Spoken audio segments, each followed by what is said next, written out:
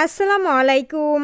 Update খবর প্রবাসীর পক্ষ থেকে আপনাদের সকলকে জানাই আন্তরিক অভিনন্দন ও শুভেচ্ছা।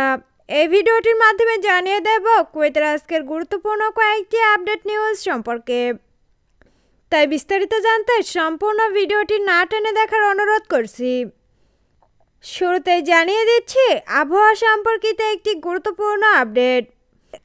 কুয়েতের আবদাল এলাকায় তীব্র ঠান্ডায় পানি বরফ হয়ে গিয়েছে। এমত অবস্থায় শীতে সবাইকে সচেতন থাকার আহ্বান জানিয়েছে কুয়েতের আবহাওয়া অফিস থেকে। এবারে জানিয়ে দিচ্ছি একটি গুরুত্বপূর্ণ তথ্য। সাম্প্রতিক সময়ে অনেকেরই শন ভিসা আকুত থেকে আহালি হওয়ার নিয়মটি চালু রয়েছে।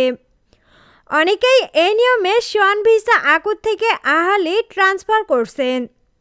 তবে এমত অবস্থায় যাদের অ্যাপ্লিকেশন এখনও অ্যাপ্রুভ করা হয়নি, যাদের আকুত থেকে আহালিতে এখনও ট্রান্সফার করা হয়নি, তারা আগের মতোই আগের নিয়মেই আকুত ভিসায় কাজ করতে থাকুন। যাদের ভিসা এখনও পর্যন্ত ট্রান্সফার হয়নি তারা যদি অন্য পেশায় কাজ করতে যায়, এমত অবস্থায় চেকিং বা অভিযানে ধরা পড়েন, তবে তাদের জন্য সাধারণদের মতোই শাস্তি প্রয়োগ করা হবে। তাই অবশ্যই সতর্কতা অবলম্বন করুন।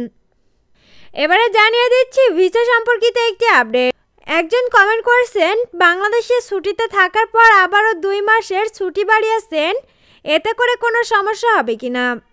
শন ভিসা হয়ে থাকলে ইনশাল্লাহ কোনো সমস্যা হবে না। তবে যারা খাদেম ভিসাধারীরা রয়েছে 4 মাসের অতিরিক্ত সময় কুয়েতের বাইরে না থাকাই ভালো।